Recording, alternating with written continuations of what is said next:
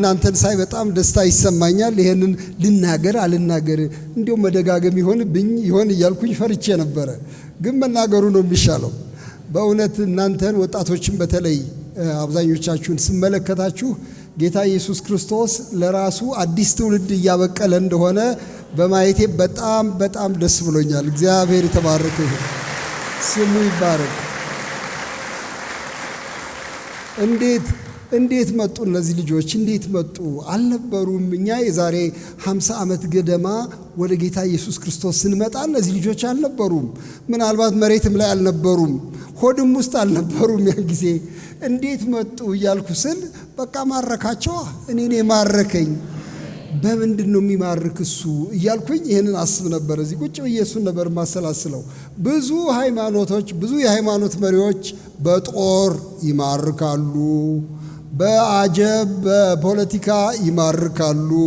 ብዙ የሃይማኖት መንገዶች በፍልስፍና ሰዎችን ለመማረክ ይሞክራሉ።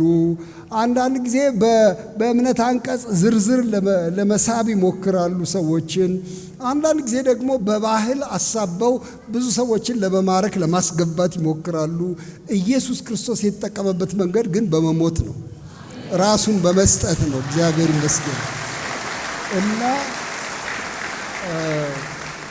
ፍቅር በመግለጽ ነው። ፍቅር ብርቱ ነው፣ በጣም ከጦር ይበልጣል። ፍቅር ከስብከትም ይበልጣል፣ ከፍልስፍናም ይበልጣል። ፍቅር ብርቱ ኃይል ነው። ኢየሱስ ክርስቶስ ራሱን በመስቀል ላይ በማዋል በመውደድ እስከ መስቀል ሞት በመውደድ ማረከን። እናንተም ምርኮኞች ናችሁ፣ የፍቅር ምርኮኞች ናችሁ እንጂ ሸሚዙን ተጎትቶ የመጣ ሰው አለ እዚህ ድንገት ታንቆ መምጣት አለበት ተብሎ ያለ አይመስለኝም። በሱ አይሰራም። ግን በፍቅር ተማርከን እንመጣለን። ጌታችን ይወደናል። እግዚአብሔር ይመስገን። ስለዚህ በጣም ደስ ይለኛል። በተለይ ደግሞ ስለዚህ ቤተ ክርስቲያን ሳስብ በተደጋጋሚ በልቡና ውስጥ የሚመጣው ለወንጌል የታጠቀ ሰራዊት እንደሆነ አያለሁኝ እና በዚህ በጣም እደሰታለሁ። ጎዳና ላይም አንዳንዶቻችሁን አግኝቻችኋለሁ። ጋሼ ጌታ ያስፈልጎታል እያላችሁ ስትናገሩ ድንገት መንገድ ላይ ተገናኝተናል። አስታውሳለሁ አንዳንዶቻችሁን እና በእውነት እግዚአብሔር ይባርካችሁ። ወንጌል እንደሚሰራ የምታምኑ ስለሆናችሁ ደግሞ በወሬ ሳይሆን በተግባር ወጥታችሁ ደግሞ ስለምታደርጉት በጣም ደስ ብሎኛል። የጌታ ስም የተባረከ ይሁን። ዛሬም ደግሞ ከእናንተ ጋር እንደዚሁ ልናገር የምፈልገው ከዚህ የራቀ አይደለም፣ ከወንጌል ጋር የተያያዘ ነው። ርዕስ የሰጠሁት በመንፈስ ታስሬ የሚል ርዕስ ነው የሰጠሁት። በመንፈስ ታስሬ ያለው ሐዋርያው ጳውሎስ ነው። በመንፈስ ታስሬ ወደ ኢየሩሳሌም እሄዳለሁ ነው የሚለው። ወንጌል ለመስበክ ነው፣ ወንጌል ለማድረስ ነው፣ ሰዎችን ወደ ክርስቶስ ለመጥራት ነው። ለሌላ ዓላማ አይደለም። ግን ዝም ብዬ እግሬ እንዳፈተተው አይደለም የሚሄደው። ዝም ብሎ በቃ ሽርሽር አምሮኝ አይደለም ወደ ኢየሩሳሌም የሚሄደው። ወይም ደግሞ አላ አይደለ በቃ ዘመዶች ጥየቃ አይደለም የሚሄደው እኔ ኢየሩሳሌም። እንዲያውም በጣም ከባድ ሁኔታ ይጠብቃል ተብያለሁ። በየከተማው በደረስኩበት ነቢያት እየተነሱ እስራትና መከራ ይቆያል በኢየሩሳሌም እያሉኝ ነው። አትሂድ እያሉ እየለመኑኝ ነው። አንዳንዶቹ እግሬ ላይ ወድቀው ባክ ይገሉሃል፣ ያስሩሃል እያሉኝ እያስፈራሩኝ ነው። ተው አትሂድ እያሉ ነቢያት እየነገሩኝ ነው። ነገር ግን እኔ በመንፈስ ታስሬ ወደ ኢየሩሳሌም እሄዳለሁ። እዚያ መሄድ አለብኝ፣ መንገር አለብኝ፣ ቃሉን መስበክ አለብኝ፣ ማድረስ አለብኝ። ተልክ ያለው የታሰርኩ ሰው ነኝ እኔ። አካላዊ እስር ፈርቼ አልቀርም በመንፈስ ስለታሰርኩ ብሎ ይላል። እግዚአብሔር የተባረከ ይሁን። በመንፈስ ታስሬ በሚል ዛሬ እንድነጋገር ነው ያሰብኩትና እናንተን ልጠይቃችሁ የምፈልገው የመጀመሪያው ጥያቄ ይሄ ነው። እዚህ አሁን ጎዳና ላይ ወጥታችሁ በአዲስ አበባ ጎዳናዎች ላይ ወይም በቤታችሁ ወይም እዚህ ላይ ወጥታችሁ ስትናገሩ ምንድን ነው የሚያስገድዳችሁ እያልኩኝ ልጠይቃችሁ ነው። በምንድን ነው የምትነሳሱት? ልማድ ነው የሚጎተጉታችሁ? የቤተ ክርስቲያን መሪዎች ናቸው የሚያሰማሯችሁ? ወይስ መንፈስ ነው የሚጎተጉታችሁ? በመንፈስ ታስራችሁ ነው ወይም ለወንጌል የምትሰማሩት የሚል ጥያቄ ላነሳ ነው የፈለኩት። ብርቱ ጥያቄ ነው። እናንተን ብቻ አይደለም ራሴንም ነው የምጠይቀው። የሚያንቀሳቅሰኝ ሞተር ምንድን ነው? ልማድ ነው? ሃይማኖት ነው? ባልንጀሮቼ ናቸው? ይሉኝታ ነው? ምንድን ነው ይዞኝ ወንጌል እንድናገር የሚቀሰቅሰኝ ምንድን ነው? እሱን ዛሬ አብረን እንድንጠያየቅ ላሳስባችሁ ነው የመጣሁት። ይሄ በተለይ ዛሬ የምንነጋገረው ሐዋርያት ሥራ ምዕራፍ 20 ላይ ከቁጥር 17 ጀምሮ እስከ 38 ያለ ታሪክ ነው። የሐዋርያት ሥራ ምዕራፍ 20 ቁጥር 17 እስከ 38 ያለ ታሪክ ነው። በዚያ ታሪክ ውስጥ እግዚአብሔር የሚያስተምረንን አብረን እንድናይ ልጋብዛችሁ ብዬ ነውና በጣም ትልቅ የጌታ ባሪያ ሐዋርያው ጳውሎስ እናንተ ምናልባት ስሙን ቀምታችሁ እዚህ ምናልባት ሳይማችሁታል ብዬ ነው ማስበው። ይሄን ቤተክርስቲያን ለወንጌል ያለውን ጥማት ስለናፈቃችሁ ይመስለኛል ልትኮርጁት ብላችሁ እና ይሄ ሐዋርያው ጳውሎስ የሚናገረው ኑዛዜ የሚናገረው ምስክርነት ነው ከእናንተ ጋር ዛሬ ልካፈል የመጣሁት። የሚያስተምረን መንፈስ የእግዚአብሔር መንፈስ ነው፣ ሰው አይደለም። ሰዎች መጽሐፍ እንገልጣለን፣ ማንበብ እንችላለን፣ እናነባለን። ግን ወደ ሰው ልብ ውስጥ የሚያስገባው ማን ነው? መንፈስ ቅዱስ ነው። እግዚአብሔር ይመስገን። ስለዚህ እባክህ መንፈስ ቅዱስ ሆይ ናና አስተምረን ብለን በአጭሩ እንጸልያለን ሁላችንም። እግዚአብሔር ሆይ እጅግ አድርጌ አመሰግንሃለሁ። አቤቱ ይሄን ስለሚያህሉ እንደዚህ በጣም በዝተው ደግሞ አንተን ተጠምተው ስለመጡ ወጣቶች አመሰግንሃለሁ። እግዚአብሔር ሆይ የምናገረው የለኝም፣ አከብርሃለሁ፣ አመሰግንሃለሁ። አዲስ ትውልድ ለራስህ እያበቀልክ አቤቱ እያሳደግክ ስላለ አመሰግንሃለሁ። እግዚአብሔር አባቴ ሆይ እነዚህን ልጆች ባርካቸው። አቤቱ እዚህ የተቀመጡትን ወንዶች፣ ሴቶች፣ ጎልማሶች፣ ወጣቶች፣ ሕፃናት በጌታ በኢየሱስ ክርስቶስ ስም ባርካቸው። የዘላለም በረከት በራሳቸው ላይ ይሁን። አምላካችን እግዚአብሔር ሆይ ቅዱስ ቃልህን ሊናገር የሚችል ማንም የለም፣ መንፈስህ ግን ይችላል። እንግዲያው መንፈስህን ላክልን እባክህ። ለተናጋሪውም ለሰሚዎችም ካንተ ዘንድ የሆነ ጸጋ እንዲሰጠን እለምንሃለሁ በኢየሱስ ክርስቶስ ስም አሜን። እግዚአብሔር ይባረክ።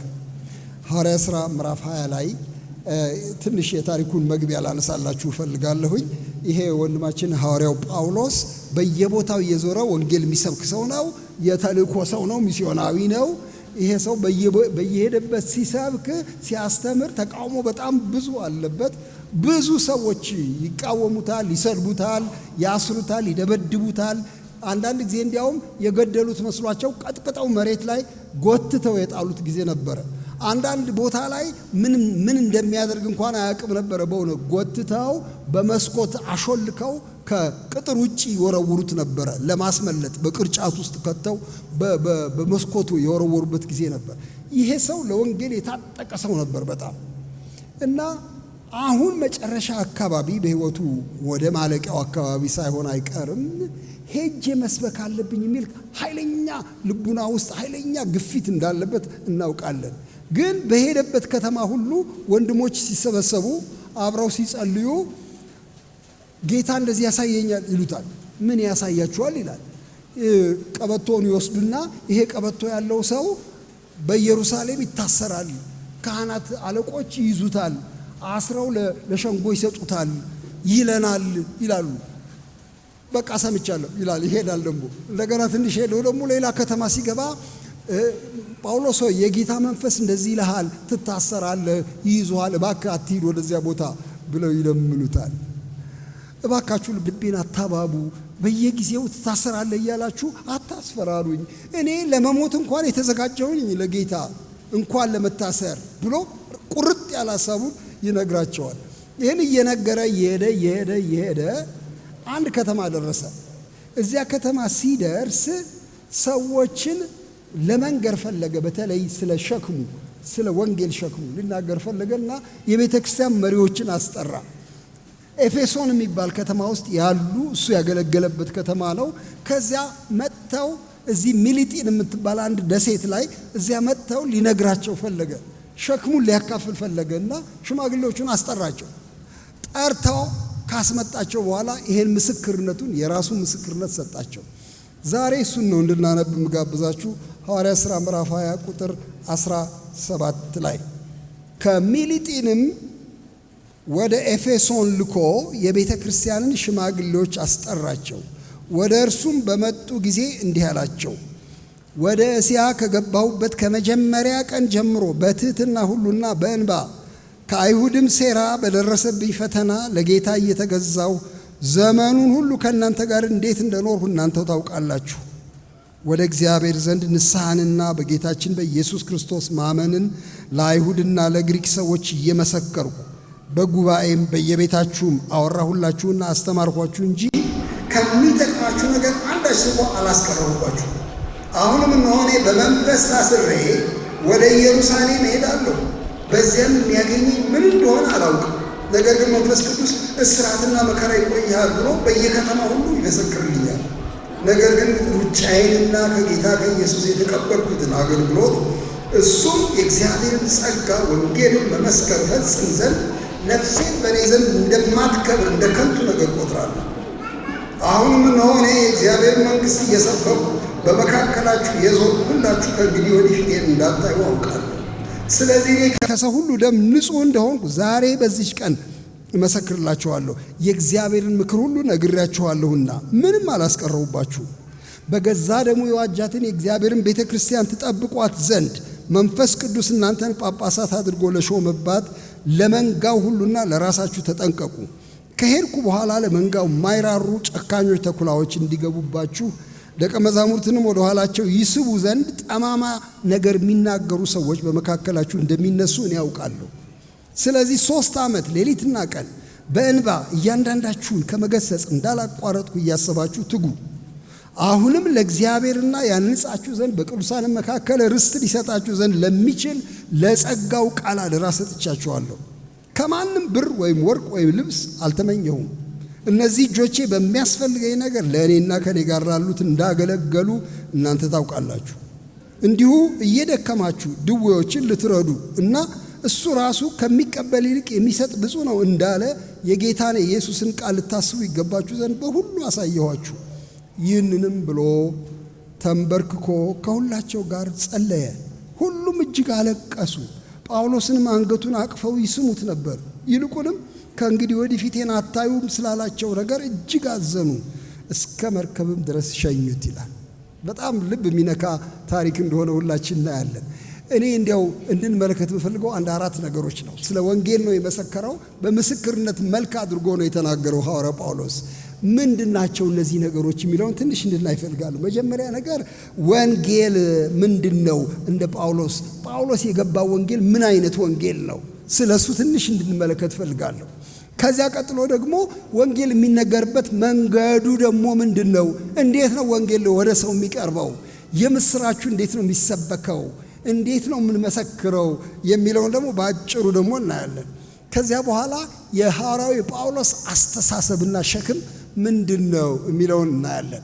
በመጨረሻ ደግሞ እችን በመንፈስ ታስሬ የሚለውን የእስራቱን ነገር 2 እስራት ነው የሚያነሳው።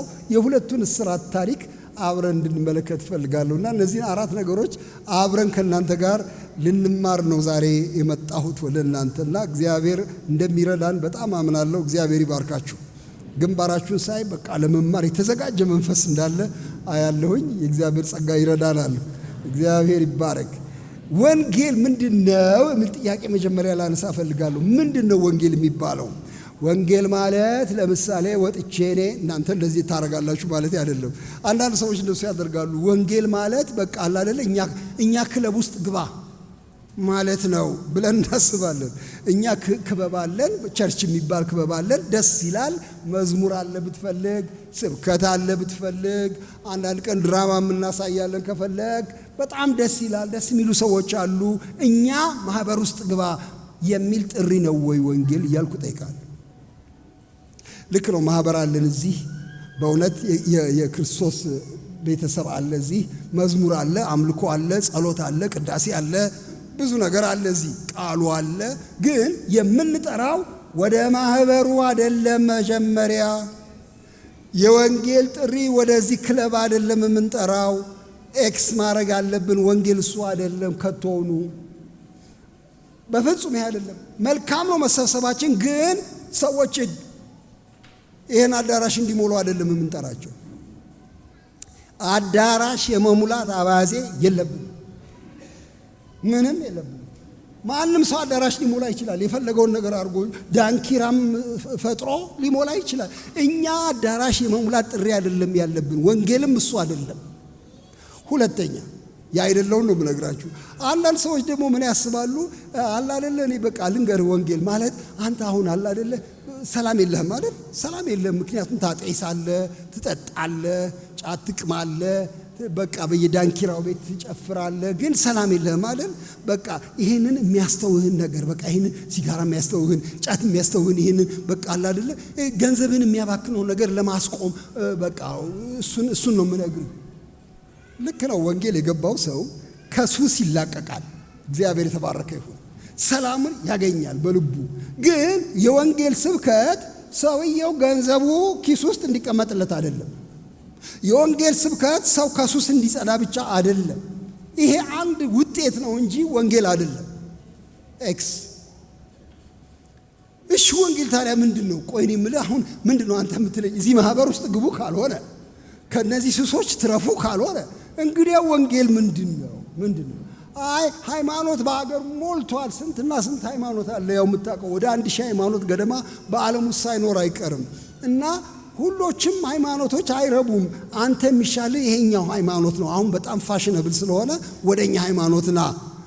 በፍጹም የወንጌል ጥሪ ወደ ሃይማኖት ቤት እንዲገባ አይደለም። ታዲያ ምንድነው ወንጌል? እሱ እንደው እንድነጋገር ምጋብዛችሁ። ሐዋርያው ጳውሎስ ወንጌልን እንዴት ነው የገለጸው? እነዚህን ሁለት ቃላት ላነሳላችሁ ፈልጋለሁ። የእግዚአብሔር ጸጋ፣ የእግዚአብሔር መንግስት የሚል ሁለቱን ቃላት ነው የተጠቀመው ሐዋርያው ጳውሎስ በዚህ ክፍል ላይ ላሳያችሁ፣ አብረን እንድናየው ፈልጋለሁ። እንዲህ ይላል ቁጥር 20 ላይ ወደ እግዚአብሔር ዘንድ ንስሐንና በጌታችን በኢየሱስ ክርስቶስ ማመንን ለአይሁድና ለግሪክ ሰዎች መሰከርኩ ይላል። እንደገና ዝቅ ብሎ ደግሞ ቁጥር 24 ላይ ሩጫዬንና ከጌታ ከኢየሱስ የተቀበልኩትን አገልግሎት እሱም የእግዚአብሔርን ጸጋ ወንጌልን መመስከር ፈጽም ዘንድ ብሎ ይላል። ቁጥር 25 ላይ አሁንም እንደሆነ የእግዚአብሔር መንግስት እየሰበኩ በመካከላችሁ የዞርኩ ይላል። የገለጸበትን እነዚህን ሁለት መግለጫዎች የእግዚአብሔርን ጸጋ የእግዚአብሔር መንግስት ሰበኩ ነው የሚለው። ወንጌል ሰበኩ ሲል ሁለቱን መናገሩ ነው። በወንጌል የተገለጠው የእግዚአብሔር ጸጋ ነው። ስሙ የተባረከ ይሁን። ወንጌል ማስፈራሪያ አይደለም። ባታምን ወዮልህ የት እንደምትገባ ከጎኑ ታገኘዋለህ የሚል ማስፈራሪያ አይደለም። ወንጌልም ማትቀበል ከሆነ ልክህን ታገኘዋለህ ነገ የሚል ማስፈራሪያ አይደለም። የሰው ሸሚዝ አልቄ የሰው ስነ ልቡና ጨፍልቄ እኔን ምለውን እንዲልልኝ ማስገደድበት መንገድ አይደለም። ወንጌል የምስራች ነው። ወንጌል የምን የምስራች? እዚህ ላይ እንደተገለጸው የእግዚአብሔር ጸጋ የምስራች ነው። እግዚአብሔር ሰው ያልቻለውን ነገር ክርስቶስ ኢየሱስን በመስቀል ላይ በማዋል እንዲችል አደረገው። ሰው ያልቻለውን ነገር፣ ሰው ያጣውን ነገር፣ ሊከፍለው ያልቻለውን ዕዳ ከፈለለት እና ኃጢአተኛውን የሰው ልጅ ዝም ብሎ አፍሶ ተቀበለው፣ በጸጋ ተቀበለው፣ ኑ ብሎ ተቀበለ። የጸጋ ወንጌል ነው የምሰብከው፣ ጸጋ ነው ማሰራጨው፣ የእግዚአብሔርን ጸጋ ወንጌልን መመስከር ፈጽም ዘንድ ስለሚል እንግዲያው የጸጋ ቃል ነው ወንጌል። እግዚአብሔር የተባረከ ይሁን። ስለዚህ ወንድሞቼ እናቶቼ፣ ጎዳና ላይ ስትወጡ ሰዎችን አታስፈራሯቸው፣ አታስደንግጧቸው። ምንም አይጠቅምም። ልክ ነው። ጌታ ኢየሱስን ያልተቀበለ ሰው መጨረሻው ሞት ነው፣ ጥፋት ነው። ምንም ጥያቄ የለው። ከእግዚአብሔር ለዘላለም መለየት ነው፣ የማይቀር ነው እሱ። ግን ጥሪ ስናደርግ ግን የምንጠራቸው ወደ እግዚአብሔር ጸጋ ነው። አቅመ ቢስ እንደሆኑ አውቀው በራሳቸው በምንም አይነት እግዚአብሔርን ማስደሰት እንደማይችሉ አውቀው የትም ቢገቡ ራሳቸው ማዳን እንደማይችሉ አውቀው ኧረ እባክህን ይኸውልህ የተዘረጋ ጸጋ አለ፣ ሊያድን የመጣ ጌታ አለ፣ ለደካሞች የደረሰ መድህን አለ፣ ወደሱ ባክህና ባክሽ ነይ ብለን ጸጋ ነው የምንናገረው። የጌታ ስም የተባረከ ይሁን። የእግዚአብሔር ጸጋ ነው። የሚገርም ነገር ነው። እኔ ሁል ጊዜ ይሄንን እላለሁኝ። ለምንድን ነው ሰው ስለ እግዚአብሔር ሲነገር ደስ የማይለው እያልሁኝ ብዙ ጊዜ እላለሁ። ለእናንተም ምናልባት ነግሬያችሁ ሊሆን ይችላል። በየጊዜው ነው የምናገር። እኔ አሁን እየተለወጠ መጣ። አዲስ አበባ የትራንስፖርት ሲስተሙም ትንሽ እየተለወጠ ነው። ድሮ ውይይት በሚባል ታክሲ ብዙ ጊዜ ሄጃለሁ። ውይይት የሚባል ታክሲ የምታውቁ ሰዎች እሺ፣ ብዙዎቻችሁ ታውቃላችሁ። እሺ፣ ምናልባት አንዳንዶቻችሁ ወጣቶች አታውቁ። ውይይት የሚባል ታክሲ በአጭር ቃል 10 ሰው የሚጭን ነው። ከበስተኋላው 5 በረድፍ አምስቱ በቀኝ 5 በግራ ይቀመጡና ይፋጠጣሉ። የሚፋጠጡበት ታክሲ ነው። ውይይት የተባለው ለዚህ ነው። በዚያው እርስ በርሳቸው ይነጋገራሉ። ተፋጠው በጣም መከራ ሲበዛባቸው የሆነ ወሬ መጀመር ይፈልጋሉ። የሆነ አንድ ሰው በቃ የዘንድሮ ክረምት ይላል። ከዚያ ጨዋታ ይጀመራል። የዘንድሮ ክረምት እኮ አንተ ጎርፉን አየኸው? ጎርፉን በቀደም ዕለት አየኸው? ከዚያ ጨዋታው ይደምቃልና ደስ እያለን ጉዟችንን እንቀጥላለን። ወይም ደግሞ ምናልባት አንዳንዶቻችሁ ሌላ አይነት ሊሆን ይችላል ወሬው። እኔ የምልህ እንትና አርሰናል ያገባውን ጎል የመጨረሻውን አይተኸዋል? እሱም አንድ ወሬ ነው። ሞቅ ይላል ታክሲው። እያወራን ንገት አንድ ሰው አጨብጭቦ ይቅርታ አድርጉልኝ አንድ ጊዜ ስለ እግዚአብሔር መናገር እፈልጋለሁ ቢልማ የሁሉ ሰው ግንባር መስመር ያወጣል። 10 መስመር መስማት አይፈልግም ሰው። ደስ አይለውም። መሬት ያያል፣ መስኮት ያያል። ደሞ ጀመራቸው ይላል። ደስ አይለው። በኋላ አንድ ቀን ለምን ደስ አይለውም አልኩኝ። ለካ እግዚአብሔር አስደሳች ወሬ አይደለም ለሕዝብ። እግዚአብሔር ለካ የጭንቅ አምላክ ነው። ለካ አብዛኛው ሕዝብ እግዚአብሔርን አይክድም። በሰማይ አለ፣ ፈጣሪ ነው፣ ታላቅ ነው። እሱን ማልሳደብ አልችልም፣ ያደባየኛል፣ መሬት ላይ ደፍቆ ይጥለኛል። እንዴ ግን ባለበት እሱ ባለበት እኔም ባለሁበት አታንሳብኝ። እግዚአብሔር የደስታ ምክንያት አይደለም ለብዙ ሰዎች፣ የጭንቅ ምክንያት። ሲነሳ ሁሉ ሰው ጭምት ይሆናል። ለምንድን ነው ብዬ አንድ ቀን ጠየቅኩኝ እና የጠረጠርኩትን ነግራቸዋለሁ። ተኳርፏላ። የሰው ልጅ ከአምላክ ጋር ተኳርፏል፣ ተጣልቷል፣ ተኳርፏል። ምን አኳረፈው? ምን አጣላው ካልን ዕዳ አለበታ። እግዚአብሔር ሲባል ኃጢአት ነው የሚመጣበት። ሊያስከፍለኝ ነው የሚል ነው የሚመጣበት። ባለ ዕዳ ነኝ የሚል ነው የሚመጣበት። ትናንትና እንደዚህ አድርጌያለሁ፣ ከትናንት ወዲያ እንደዚህ አድርጌያለሁ፣ ደስ አይልም ሁኔታዬ። እግዚአብሔር ሲባል በጣም የምደሰትበት አይደለም፣ ያስከፍለኛል የሚል ጭንቅ አለበት። ግን መጽሐፍ ምን ይላል? በጣም ግልጥ በሆነ ቋንቋ በመስቀል ላይ የእኛን ዕዳ ወስዶ እግዚአብሔር ከራሱ ጋር አስታረቀን ይላል። እግዚአብሔር የተባረከ ይሁን። እንደዚህ እኮ ነው የሚለው። እግዚአብሔር የዓለሙን በደል ሁሉ በእርሱ ላይ አኖረው እና ታረቁ እያለ ይለምናል። መድኃኒታችን ከእግዚአብሔር ጋር ታረቁ ከፍየዋለሁ ይላል። እናንተ ዕዳ የለባችሁም። ይሄ የእርቅ ቃል በእኛ ውስጥ ተቀመጠ። ስለ ክርስቶስ እንለምናለን። ባካችሁ ከእግዚአብሔር ጋር ታረቁ እንላለን። ምንም አያስከፍልም፣ ከፍሎታል እሱ እንላለን። ይህን የጸጋ ቃል ነው የሰጠን። እግዚአብሔር የተመሰገነ ይሁን። ወንጌል እንግዲያው ዕዳ ማስከፈያ ሰነድ አይደለም፣ ዕዳ መከፈሉን ማረጋገጫ ነው። እግዚአብሔር ይመስገን። ተከፍሎልሃልና እባክህ አትሸማቀቅ፣ እባክህ ወደ እግዚአብሔር ና የሚል ጥሪ ነው። የእግዚአብሔርን ጸጋ ወንጌልን መሰክር ዘንድ ብሎ ስለሚል የጸጋ ቃል ነው። እግዚአብሔር የተባረከ ይሁን። የምህረት ቃል ነው። ግን የጸጋ ቃል የምህረት ቃል ብቻ አይደለም። የእግዚአብሔርን ጸጋ ብቻ አይልም፣ የእግዚአብሔርን መንግስት ደግሞ ይላል። እስቲ መንግስት በሉ። እንግዲያው ወንጌል የመንግስት ጉዳይ ነው። ምን ማለት ነው የመንግስት ጉዳይ? እግዚአብሔር ንጉሥ ነው፣ መንግስት አለው፣ ገዢ ነው። ሁሉም ከእግሩ በታች አድርጎ የሚገዛ ነው። ዓለሙን ጠቅልሎ የሚገዛ አምላክ ነው። እኛ የእሱ ባሮች ነን። እንግዲያው ወደ እሱ ገብር የሚል መልእክት ነው ወንጌል። ወደ እግዚአብሔር መንግስት ኑ፣ ወደ ሰፊው መንግስት ኑ፣ ወደ ጽድቅ መንግስት ኑ። ከዲያብሎስ መንግስት ውጡ፣ ከዲያብሎስ እስራት ተላቀቁ፣ ከጨለማው መንግስት ውጡ፣ ወደ እግዚአብሔር መንግስት ኑ። የመንግስቱ ወንጌል ነው። እግዚአብሔር ይመስገን። እንግዲያው ሰዎችን ስንጠራ የመንግስት ሽግግር እንዲያደርጉ ነው የምንጠራቸው። ስትገዙ የነበረው ለዲያብሎስ ነበረ። ስትገዙ የነበረው ለስጋችሁ ነበረ፣ ለምኞታችሁ ነበረ። ስትገዙ የነበረው ለዓለም፣ ለአስተሳሰቡ ነበር፣ ለጀማው ነበረ። አሁን ግን ለእግዚአብሔር ተገዙ፣ የእግዚአብሔር መንግስት ቀርባለች እያልን ነው የምንጣራው። የመንግስት ወንጌል፣ የጸጋ ወንጌል ነው የምናገረው። እግዚአብሔር ይባረክ። ይሄ የመንግስት ወንጌልና የጸጋ ወንጌል ማዕከሉ ምንድነው ካላችሁ በጣም ግልጥ በሆነ ቋንቋ ሲናገር ሐዋርያ ጳውሎስ ኢየሱስ ክርስቶስ ይባላል አለ። ምክንያቱም እንዲህ አለ። ምንድን ነበር የሚሰብከው ሲናገር ቁጥር 20 ላይ ወደ እግዚአብሔር ዘንድ ንስሐ እና በጌታችን በኢየሱስ ክርስቶስ ማመንን። ሁለት ነገር ነው የሚናገረው። አንዱ ንስሐ ነው የምናገረው፣ ሰው እንዲያደርግ የምፈልገው። ሁለተኛ ማመን እምነት ነው የምናገረው። መንግስት እግዚአብሔር አለ፣ ጸጋ እግዚአብሔር አለ። ምን እናርገው እኛ ታዲያ? እንመንና በክርስቶስ ኢየሱስ እንመና። እሱ የላከውን አንድያ ልጅ እንመነዋ። በኢየሱስ ክርስቶስ እንዲያምኑ ነው የምንናገረው ሰዎችን። ማዕከሉ እሱ ስለሆነ የመንግስቱን ማዕከል እሱ ነው፣ የጸጋውን ማዕከል እሱ ነው። እግዚአብሔር ይባረክ። መንግስቱ ላይ ዋናው ኢየሱስ ክርስቶስ ነው። የጸጋውም ደግሞ የጸጋውን ባለቤት እሱ ነው። እግዚአብሔር ይባረክ።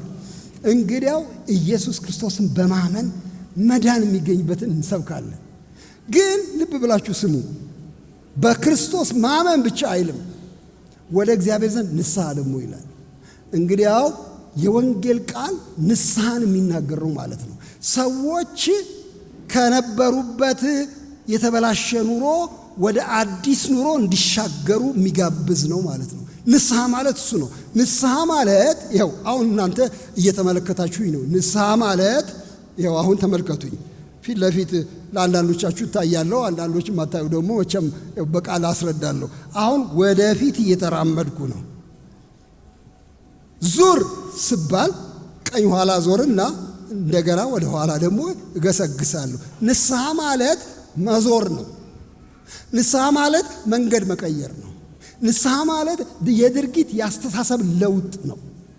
እና ጳውሎስ የምሰብከው ሰው አማኝ ብቻ እንዲሆን አይደለም፣ መንገዱንም እንዲቀይር ነው የምሰብከው። ወደ እግዚአብሔር ዘንድ ንስሐን ነው የምሰብከው። ሰዎች የድሮ ድርጊታቸውን፣ ኃጢአታቸውን፣ ክፋታቸውን፣ ምቀኝነታቸውን፣ ቅንዓታቸውን፣ ተንኮላቸውን፣ ዝሙታቸውን እንዲተዉ እና ወደ እግዚአብሔር እንዲመለሱ፣ በጎ ነገር እንዲያደርጉ፣ መልካም ነገር እንዲሰሩ፣ የጽድቅ ሥራ እንዲሰሩ፣ ሩሮዎች እንዲሆኑ፣ ቸሮች እንዲሆኑ፣ በመርገም ፈንታ በረከት ተናጋሪዎች እንዲሆኑ እንዲለወጡ ነው የምሰብከው ብሎ ይላል። እንግዲህ ወንጌል ይሄ ነው። በእውነት ወንድሞችና እህቶቼ ይህንን ጥርት አድርጎ ማወቅ በጣም ያስፈልጋል። እኛ ወንጌልን እንወዳለን የምንል ሰዎች፣ ወንጌልን እንሰብካለን የምንል ሰዎች ይህን ካላወቅን እንግዲያው ምን ይዞ ጉዞ ምንድን ነው የምንናገረው? የምንናገረው የሁላችሁ መንግሥተ እግዚአብሔር ቀርባለች፣ እግዚአብሔር ንጉሥ ነው፣ ገዢ ነው፣ ለሌሎች አትገዙ ብለን እያሸፈትን ነው ሰዎች። አረ ሽፍትነት ነው የምታስተምረው? አዎ ወንጌል የሽፍትነት ሥራ ነው። ሰይጣን ጭምድድ አድርጎ የያዛቸው ሰዎች ልቀቅ እንላለን። እናንተ ተዉት፣ አረ እኔ እሱን ትቼ የትገባለሁ ሲሉ የሚያድናችሁ ጌታ አለ፣ ከሱ የሚበልጥ አለ እንላቸዋለን። ነፃ የሚያወጣ ጌታ አለ እንላቸዋለን። እንግዲህ ያው ሐዋርያ ጳውሎስ በሌላ ቦታ ምን አለ? ከጨለማ ስልጣን ወደሚወደው ልጅ መንግሥት አፈለሰን ስለሚል አፍላሾች ነን እኛ። ፈላሾች ናችሁ እናንተ እዚህ ያላችሁላችሁ። በክርስቶስ ምክንያት ከጨለማ ስልጣን የዳንን ሰዎች ነን። እንግዲያው ሰዎችን ወደዚህ መንግሥት የምናመጣ ነን። ሰዎችን ወደዚህ ጸጋ የምናመጣ ነን። ግን እንዴት ነው የምናመጣው? እንዲያምኑ ክርስቶስን በማሳየት ንስሐ እንዲገቡ የእግዚአብሔርን ፈቃድ በማሳየት በዚህ መንገድ እናመጣቸዋለን። ይሄን ነው ስሰብከው የኖርኩት፣ ይሄንን ነው የምናገረው ብሎ ሐዋርያ ጳውሎስ ይናገራል።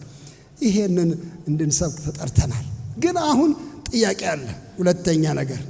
ሁለተኛው ነገር ምንድን ነው? መንገዱ እንዴት ነው? በምን መንገድ ነው ወንጌል የምናቀርበው? እንዴት ብለን ነው የምንሰብከው? እንዴት ብለን ነው ለሰዎች ይሄንን የምስራች የምናቀርበው?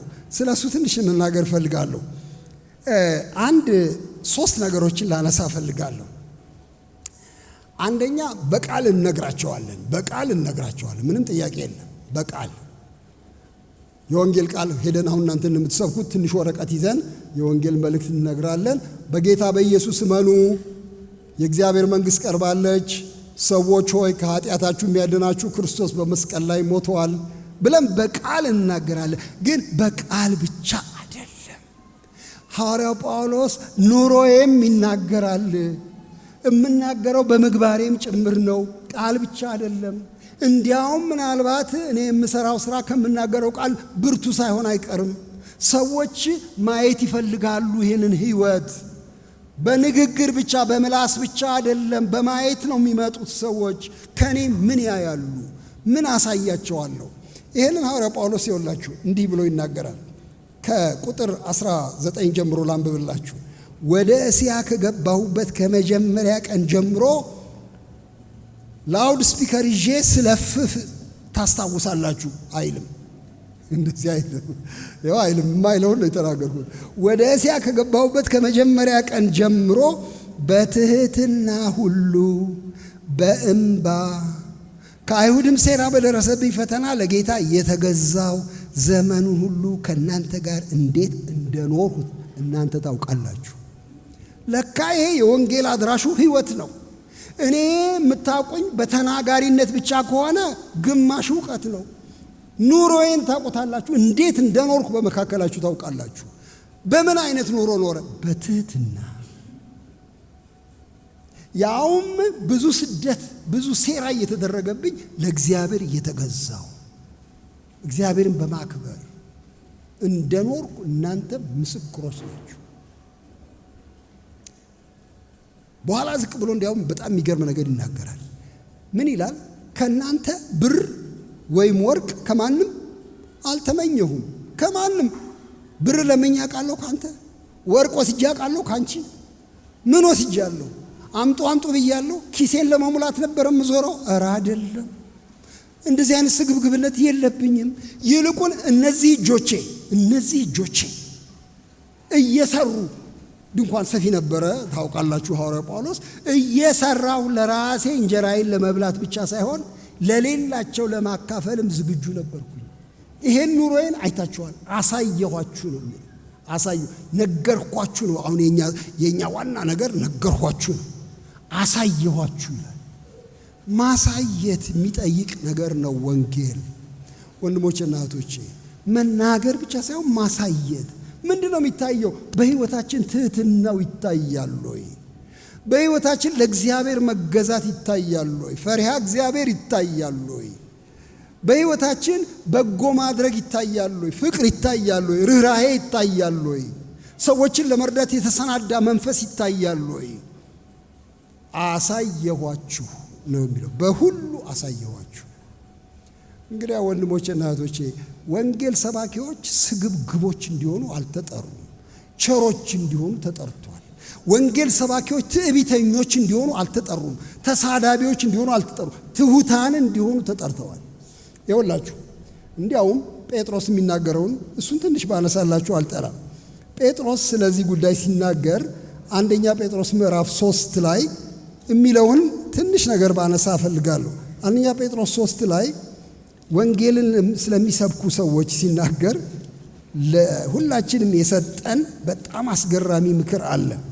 እንደዚህ ይላል። ምዕራፍ 3 ቁጥር 16፣ 17፣ 15 ከ15 ልጀምር። ጌታን እርሱም ክርስቶስ በልባችሁ ቀድሱት፣ በእናንተ ስላለ ተስፋ ምክንያትን ለሚጠይቋችሁ ሁሉ ለምንድን ነው ተስፋ ያለኝ የምትለው? ምንድን ነው ተስፋህ አንተ ብለው ምክንያትን ለሚጠይቋችሁ ሁሉ፣ ምንድን ነው የምትሰብከው ወንጌል ብለው ለሚጠይቋችሁ ሁሉ፣ ምንድን ነው የምታስተምረው ብለው ለሚጠይቋችሁ ሁሉ መልስ ለመስጠት ዘወትር የተዘጋጃችሁ ሁኑ። እሺ፣ ነገር ግን ይላል ስሙ፣ በየዋህነትና በፍርሃት ይሁን። በክርስቶስ ያለውን መልካሙን ኑሯችሁን የሚሳደቡ ሰዎች ክፋት እንደምታደርጉ በሚያሙበት ነገር እንዲያፍሩ በጎ ሕሊና ይኑራችሁ። የሚያስገርም ነገር ነው። ለካ ወንጌል በትዕቢት አይነገርም። እኔ እበልጣለሁ በሚል መንፈስ አይነገርም። ለካ ወንጌል ሂድ እባክህ አንተ የምታምነው ኮኮሾ ነገር ነው በሚል እኮ አይነገርም ወንጌል። አቅ የለ እንዴ አንተ ስትሰግድ የምትውልበትን በሚል ስድብ እኮ አይነገርም ወንጌል። በትህትና ይላል። ይኸው መልስ ስጡ፣ ተናገሩ፣ ግን በድፍረት በትዕቢት አይሁን፣ በትህትና በጨዋነት እግዚአብሔርን በመፍራት ሰውን በማክበር አለበለዚያ ስሙ፣ አለበለዚያ የሚሆነውን ሲናገር እናንተን የሚያሙበት ነገር ልክ ነው ማለት ነው። እነዚህ ደፋሮች፣ እነዚህ ተሳዳቢዎች፣ እነዚህ ትዕቢተኞች፣ እነዚህ ብለው የሚሰድቡት ልክ ሊሆን ነው። የሚናገሩትን እንዲያጡ፣ ስለ እናንተ ክፉ ነገር የሚናገሩትን እንዲያጡ እናንተ መልስ ስትሰጧቸው በትልቅ ትህትና በፍቅር በርኅራኄ ይሁን ብሎ ይላል።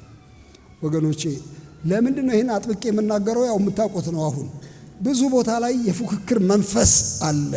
አንዳንድ ጊዜ ሰዎች ሲሰድቡን የስድብ ምላሽ እንድንሰጥ እንገፋፋለን። ግን አይሰራም።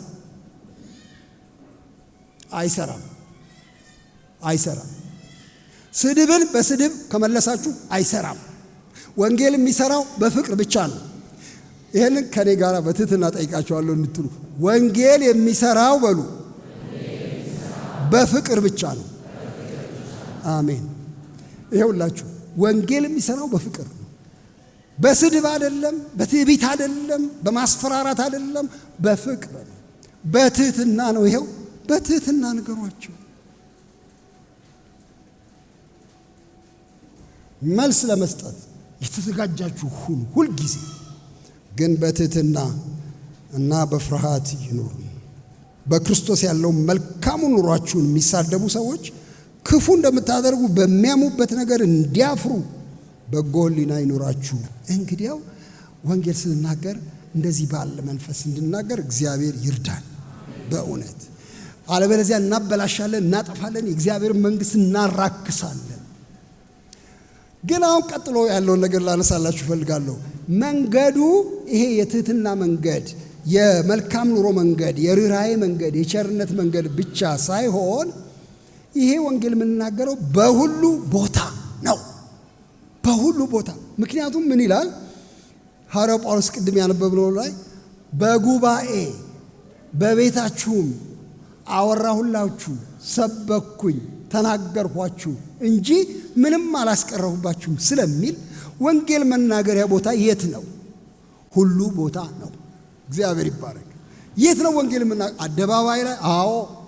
የት ነው የምናገረው ወንጌል? ጎረቤት? አዎ። የት ነው የምናገረው? ቤቴ ውስጥ? አዎ። የት ነው ወንጌል የምናገረው? መስሪያ ቤት? አዎ።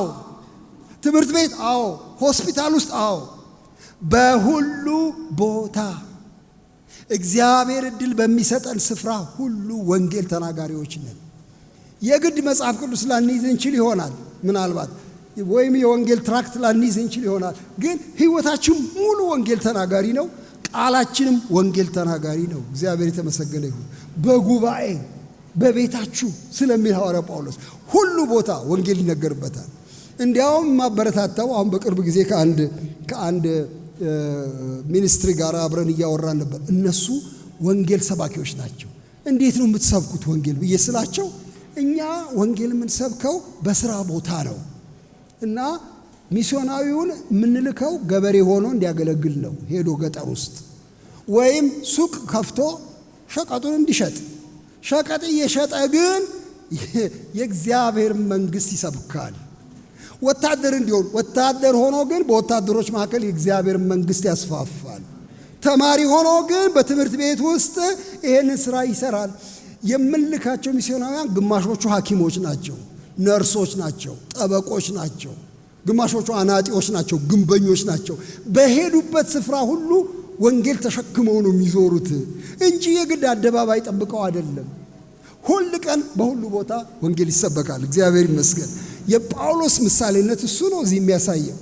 በየስፍራው ነገርኳችሁ፣ ምንም አላስቀረሁባችሁም ብሎ ይሄንን ትልቅ ነገር ሲናገር እመለከታለሁ። ወደ ሶስተኛ ነገር ልመጣ እፈልጋለሁ። እንግዲህ የእግዚአብሔር ምክር ሁሉ ነገርኳችሁ፣ በሁሉ ስፍራ ነገርኳችሁ፣ በትህትና ነገርኳችሁ፣ በኑሮ አሳየኋችሁ ካለ በኋላ ደግሞ አሁን ሶስተኛ ነገር ላነሳ እፈልጋለሁ። ስለ ቤተ ክርስቲያን፣ ስለ እግዚአብሔር ቤት ያለው አመለካከት ምን አይነት ነው? ሐዋርያው ጳውሎስ ይሄ ወንጌል ሰባኪው ጳውሎስ። እሱን ትንሽ ላሳያችሁ እፈልጋለሁ፣ ምክንያቱም በጣም አስፈላጊ ነገር እንደሆነ አያለሁ። እንዲያውም ሽማግሌዎቹን የሰበሰበበት ዋና ምክንያት ፍርሃት ታይቶት ነው። ችግር እንደሚመጣ ታይቶት ነው። በጣም የሚያስገርም ነገር ነው። ለምን አንዳንድ አሳሳቾች ቤተ ክርስቲያንን የሚያውኩ ሰዎች እንደሚነሱ ይታየኛል ብሎ ነው የሚናገረው። እንዲያውም ስማቸውን አንስቶ እዚህ ላይ በቀጥታ የሰው ስም አያነሳም። ነጣቂዎች፣ ተኩላዎች፣ ጨካኞች እንደሚነሱ በመካከላቸው አውቃለሁ። ደቀ መዛሙርትን በራሳቸው ጀርባ የሚጎትቱ ብዙ ተከታዮች ለማፍራት የሚፈልጉ ስግብግቦች፣ አራዊት እንደሚመጡባችሁ በቤተ ክርስቲያን አውቃለሁ ይላል። የሚገርም ነው። የት ጋር ነው ይህን የሚለው? ይኸው ቁጥር 27 ጀምሮ ስለዚህ እኔ ከሰው ሁሉ ደም ንጹሕ እንደሆንኩ ዛሬ በዚች ቀን መሰክርላችኋለሁ፣ የእግዚአብሔር ምክር ሁሉ ነግራችኋለሁና ምንም አላስቀረሁባችሁም። በገዛ ደሙ የዋጃትን የእግዚአብሔርን ቤተ ክርስቲያን ትጠብቋት ዘንድ መንፈስ ቅዱስ እናንተን ጳጳሳት አድርጎ ለሾመባት ለመንጋው ሁሉና ለራሳችሁ ተጠንቀቁ። ከሄድኩ በኋላ ለመንጋው የማይራሩ ጨካኞች ተኩላዎች እንደሚገቡባችሁ ደቀ መዛሙርትንም ወደ ኋላቸው ይስቡ ዘንድ ጠማማ ነገር የሚናገሩ ሰዎች በመካከላችሁ እንዲነሱ እኔ ያውቃለሁ። እንግዲያው ሐዋርያው ጳውሎስ ሁለት ነገር ነው የሚሰራው። በአንድ ወገን ወንጌል እየሰበከ ሰዎች እንዲድኑ እየተናገረ፣ በሌላ በኩል ደግሞ ተኩላዎቹን እየተከላከለ እነዚህ ለሆዳቸው ሲሉ ለገንዘብ ሲሉ ተስገብግበው ቤተ ክርስቲያንን የሚያጠፉትን ተኩላዎች እየተከላከለ፣ ሐሰት ተናጋሪዎችን እየተከላከለ፣ በወዲህ በኩል ደግሞ የእግዚአብሔር መንግሥት እያሰፋ በሁለት አቅጣጫ የሚዋጋ ሰው ነበር። እንግዲህ ወንድሞቼና እህቶቼ ሁላችንም መጠንቀቅ አለብን ማለት ነው። አሉ ወንጌልን ለጥቅም የሚያውሉ ሰዎች፣ የእግዚአብሔርን ቤት የሚዘርፉ ሰዎች፣ ተኩላዎች፣ ጨካኞች የተባሉ አሉ። ጠማማ ነገር፣ መልካም ያልሆነ ትምህርት የሚያስተምሩ ሰዎች አሉ፣ አሁንም አሉ። እና ምን ይላቸዋል? እናንተ ሰዎች አደራውን የተቀበላችሁት ከማን ነው ይላል? ከመንፈስ ቅዱስ ነው። መንፈስ ቅዱስ ነው ጳጳሳት፣ መሪዎች፣ ወንጌላውያን፣ የመጽሐፍ ቅዱስ ጥናት ቡድን መሪዎች ያደረጋችሁ፣ መዘምራን ያደረጋችሁ መንፈስ ቅዱስ እናንተን ሾማችሁ። ሹመቱ ከሰው አይደለም፣ ተጠንቀቁ። ደግሞ የሾማችሁ የት ቦታ እንደሆነ እወቁ። የእግዚአብሔር መንጋ ላይ ነው። ይሄ መንጋ የእግዚአብሔር ነው፣ የሰው አይደለም። የሰው አይደለም፣ የእግዚአብሔር መንጋ ነው። እግዚአብሔርም ያገኘው በነፃ አይደለም፣ ከፍሎ ነው። ይሄን መንጋ ያገኘው ደሙን ከፍሎ ነው። በገዛ ደሙ የዋጃት የእግዚአብሔር ቤተ ክርስቲያን ናት። ወንድሞቼና እህቶቼ እናንተን ማከብራችሁ ለምን እንደሆነ ልንገራችሁ። ጥሩ ልብስ ለብሳችሁ ስለመጣችሁ አይደለም ማከብራችሁ። ጥሩ ልብስ ጥሩ ነው። አሁን ሳያችሁ በጣም ጥሩ ነው ልብሳችሁ፣ ንጹህ ነው። እግዚአብሔር ይባርካችሁ። በጣም ጥሩ ነው። አንዳንዶቻችሁ ደግሞ በጣም የምታምሩ ሰዎች ናችሁ። ሁላችሁ የምታምሩ ሰዎች ናችሁ። በኋላ ማጣፊያው እንዳያጥረኝ ነው ስወጣ። ሁላችሁ የምታምሩ ሰዎች፣ ሁላችሁም ጻዕዳ የለበሳችሁ ሰዎች፣ እማከብራችሁ ግን ስለሱ አይደለም። አንዳንዶቻችሁ በጣም የተማራችሁ ናችሁ። እዚህ ውስጥ ከ2 ዲግሪ በላይ የያዛችሁ ሰዎች፣ እማከብራችሁ ስለሱ አይደለም። ጥሩ ነገር ነው ትምህርት። አንዳንዶቻችሁ ገንዘብ ያላችሁ ሰዎች ናችሁ፣ ነጋዴዎች ናችሁ፣ በጣም ጎበዞች ናችሁ በስራ ላይ እግዚአብሔር ይመስገን። ግን እማከብራችሁ ስለሱ አይደለም። በገዛ ደሙ የዋጃት ቤተ ክርስቲያን፣ እናንተ በክርስቶስ ደም የተገዛችሁ ናችሁ። የዋጋችሁ ትልቅነት የክርስቶስ ደምን ያህል ነው። እግዚአብሔር የተመሰገነ ይሁን። እንዴ እንዳልባሌ ዕቃ ወዲያ ወዲህ ልላችሁ አልችልም። የማይሆን ነገር ተናግሬ እናንተን አጓጉል ነገር ውስጥ ላስገባ አልችልም። የምጠየቅበት ነው። የእግዚአብሔር መንጋ ነው፣ የኔ መንጋ አይደለም። የሰው መንጋ አይደለም። ይሄ መንጋ ክርስቶስ ደሙን ያፈሰሰለት ነው። ክቡር ሕዝብ ነው። እንግዲያው የእግዚአብሔርን መንጋ ጠብቋት ብሎ ይላል ሐዋርያው ጳውሎስ። ለቤተ ክርስቲያን ያለው አመለካከት በጣም ትልቅ ነው። ዝም ብሎ የተሰበሰበ ጀማ አይደለም። ይሄ የተሰበሰበ ማህበር አይደለም። ከዚያ በላይ ነው። የእግዚአብሔር መንጋ ነው። ጠብቁ ብሎ ይህን አደራ ሲሰጣቸው እናያለን። ከሐሰት ትምህርት፣ ከተንኮለኞች ይችን ቤት ጠብቁ። ወንጌል የሚስፋፋው በእውነት ላይ ሲቆም ነው። ቤተ ክርስቲያን ሲከበር ነው። ቤተ ክርስቲያንን የሚንቅ ሰው ወንጌል ማስፋፋት የለበትም። ምክንያቱም የጌታ ቤት እሱ በደሙ የዋጃትን ቤት ንቆ ሄዶ ሌሎችን መጨመር አይገባውም በፍጹም። ወዴት ነው የሚያስገባቸው? ወደዚህ የከበረ ስፍራ ነው የሚያስገባቸው። ስለዚህ ለቤተ ክርስቲያን አክብሮት፣ ለቤተ ክርስቲያን መሪዎች አክብሮት እንደሚያሻ ነው የሚያሳየው። ይሄ በጣም ትልቅ ነገር ነው። ተጠንቀቁ ብሎ መሪዎቹን በተለይ አደራ ሲል እንሰማለን። አሁን ወደ መጨረሻው ልመጣ ነው። መጨረሻው ላይ 2 እስራቶች ይናገራል። እነሱን ነው ላነሳላችሁ በጣም ልቤ ውስጥ የመጣው። 2 እስራት። 2 እስራት ያልኳቸው ምንና ምን ናቸው? 2 ቦታ ይጠቅሳቸዋል። ይኸው እንዲህ ይላል፣ ነገር ግን ሩጫዬንና ከጌታ ከኢየሱስ የተቀበልኩትን አገልግሎት እርሱም የእግዚአብሔርን ጸጋ ወንጌልን መመስከር ፈጽም ዘንድ ነፍሴን በእኔ ዘንድ እንደማትከብር እንደ ከንቱ ነገር እቆጥራለሁ። ትንሽ ከፍ ብዬ አነባለሁ። ቁጥር 22 ላይ አሁንም እነሆ እኔ በመንፈስ ታስሬ ወደ ኢየሩሳሌም እሄዳለሁ፣ በዚያም የሚያገኘኝ ምን እንደሆነ አላውቅም። ነገር ግን መንፈስ ቅዱስ እስራትና መከራ ይቆይሃል ብሎ በየከተማ ሁሉ ይመሰክርልኛል። አይገርምም? በመንፈስ ታስሬ እሄዳለሁ፣ ምን እንደሚያገኘኝ ግን አላውቅም። እስራትና መከራ ይቆያል ብሎ ግን መንፈስ ቅዱስ እየተናገረ ነው ብሎ ይላል። 2 እስራቶች። መንፈስ ቅዱስ የሚናገረው የምን እስራት ነው ስንል አካላዊ እስራት። ወንጌል ስትሰብክ ያስሩሃል፣ ይከሱሃል፣ ያስሩሃል፣ መከራ ያሳዩሃል። እሱ አካላዊ እስራት አለ። ጌታ መንፈስ ቅዱስ ስለተናገረ አይቀርልኝም፣ እታሰራለሁ። የማይቀር ነገር ነው፣ እታሰራለሁ። ወንጀለኞች ሰዎች እኔን እንደ ወንጀለኛ ቆጥረው ያስሩኛል፣ እሱ እስራት ይቆየኛል። በተደጋጋሚ በየከተማው መንፈስ ቅዱስ ይህንን ነግሮኛል። አንድ ነገር ግን ሌላ እስራት ደግሞ አለ። በመንፈስ ታስሬ ይሄንን ወንጌል እሰብካለሁ። አቤት ሊያስደንቅ ነው። እኔ 2ኛው እስራት ነው ልቤን በጣም የነካኝ። የመጀመሪያውን እስራት ለምዶታል ጳውሎስ፣ በጣም ለምዶታል። እዚህም ይታሰራል፣ እዛም ይታሰራል። ሮም ውስጥ ታስሯል እንደምታውቁት። አሁን ኢየሩሳሌም ውስጥ ደግሞ ሊያስሩት ነው። በየከተማው አንድ ቦታ ደብድበው ጥለውታል። ኤፌሶን ውስጥ በጩኸት አናግተው ከተማውን አናግተው አስወጥተውታል፣ አባረውታል። ፊልጵስዩስ ውስጥ ታስሯል። ለምዶታል ይህን አካላዊ እስራት ለወንጌል ሲል። ግን ከዚህ እስራት በላይ ግን እኔን የሚያስጨንቀኝ፣ እኔን በጣም የሚያሳስበኝ በመንፈስ ያለው እስራት ነው ይላል። ምን ማለት ነው በመንፈስ መታሰር ማለት? በመንፈስ መታሰር ማለት በመንፈስ መገደድ፣ በመንፈስ መቃኘት፣ በመንፈስ መመራት፣ በመንፈስ መቀስቀስ፣ በመንፈስ መገለጥ፣ በመንፈስ ኃይል መንቀሳቀስ ማለት ነው። በመንፈስ ታስሬ በመንፈስ ልቤ ውስጥ ወንጌል ለማድረስ ከፍተኛ መነሳሳት መጥቷል። መንፈስ ቅዱስ በውስጤ ይንቀሳቀሳል፣ በርህራሄ ይንቀሳቀሳል። ሰዎች እንዲደርሳቸው ይሄ ወንጌል፣ ሰዎች እውነትን እንዲያውቁ መንፈስ ቅዱስ ልቤ ሙልት አድርጎታል። ተሞልቼ ነው በመንፈስ። ያኛው እስራት እንደሚቆየኝ ያውቃለሁ፣ ግን ይሄኛውን እስራት ነው የማከብረው። እኔ ምረጥ ብባል የምመርጠው ይሄኛውን እስራት ነው። ያኛው እስራት አይቀርልህም ካልከኝ እገባበታለሁ፣ ግን ዋናው እስራት በመንፈስ ነው። መንፈስ ነው የሚነዳኝ ነው የሚለው። በውስጥ ልቦናዬ በእግዚአብሔር መንፈስ ለታላቅ ዓላማ ተቀስቅሼ ተመርቼ ተሞልቼ ተቃኝቼ ተገልጦልኝ ተቀስቅሼ በዚህ መንፈስ ኃይል ነው ይህን ወንጌል ለማሰራጨት የምወጣው ብሎ ይላል።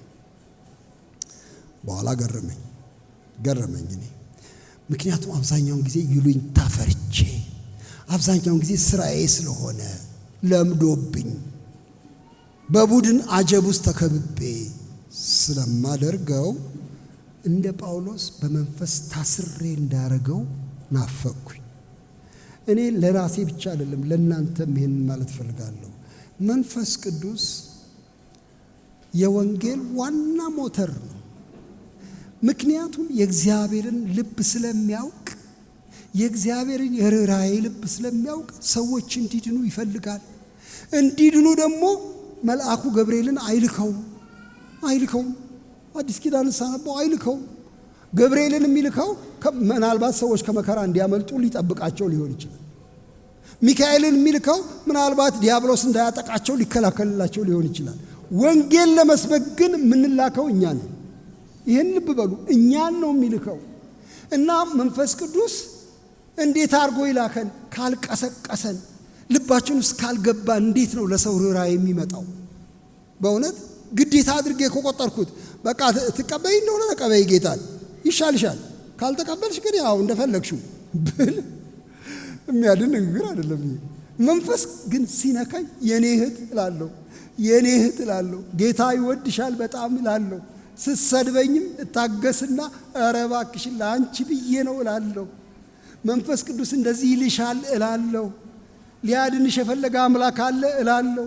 ኃጢአትሽን ይቅር ለማለት የፈለገ ምሕረት ያለው አምላክ አለ እላታለሁ። መንፈስ ቅዱስ የርኅራኄ መንፈስ በውስጥ ያፈሳል። መንፈስ ቅዱስ የፍቅር መንፈስ ያፈሳል። መንፈስ ቅዱስ የኃይል መንፈስ ያፈሳል። እግዚአብሔር ይባረክ። ስናገር አልሸማቀቅም። የምናገረው እውነት እንደሆነ ይነግረኛል መንፈስ ቅዱስ አንዳንድ ጊዜ ደግሞ ካስፈለገ በተአምራትም ደግሞ ይገለጣል፣ በኃይልም ይገለጣል። ብዙዎች ከእስራት ይፈቱ ነበር፣ ከአጋንንት እስራት ይፈቱ ነበር፣ ድውያን ይፈወሱ ነበር እንደሚለው በኃይል እየተገለጠ በፍቅር እየሞላ መንፈስ ቅዱስ ያንቀሳቅሰናል። እግዚአብሔር መንፈስ ያንቀሳቅሳችሁ። ይሄን ነው በቃ አንዱ ልናገር የፈለኩት። በመንፈስ ታስሬ ነው የሚሄደው። አካሌ አልታሰረም፣ እጅ አልታሰረም፣ አፌ አልታሰረም፣ ምንም አልታሰረ፣ ግን መንፈስ በውስጥ ግን ያንቀሳቅሰኛል። እግዚአብሔር የተባረከ ይሁን። ሐዋርያው ጳውሎስ በዚህ አይነት ድፍረት፣ በዚህ አይነት ጸጋ ተሞልቶ ወንጌል ለመናገር ወጣ። እግዚአብሔር ይባረክ። እናንተንም እግዚአብሔር በመንፈሱ ይሙላችሁ። ምክንያቱም ይሄ መንፈስ የእውነት ተናጋሪ መንፈስ ስለሆነ እውነት በልባችሁ ይሞላል። እግዚአብሔር ይባረክ። የእግዚአብሔር መንግሥት፣ የእግዚአብሔርን ጸጋ እንድትናገሩ፣ ክርስቶስን እንድታከብሩ ይረዳችኋል። ይሄ መንፈስ ተቃውሞ ሲመጣ ደግሞ ግንባራችሁን እንደ ቡላ ድንጋይ ያደርጋል። ምን ማለት ነው? ምንም አይነት ተቃውሞ ወደ ውስጥ አይገባም። ሲያላግጡባችሁ ሰዎች ጌታ ምሕረቱን ይስጣችሁ የሚል ነው እንጂ መልሶ ስድብ አይናገርም። ይሄ መንፈስ ካላችሁ፣ ይሄ መንፈስ የሌለ እንደሆነ ለስድብ ስድብ ትመልሳላችሁ። ከማናንሼ ትላላችሁ። ልክ ልኳን ነው መነግራት ትላላችሁ። ይሄ መንፈስ ግን ልክ ልኩን ነው የሚናገረው። እግዚአብሔር ይመስገን።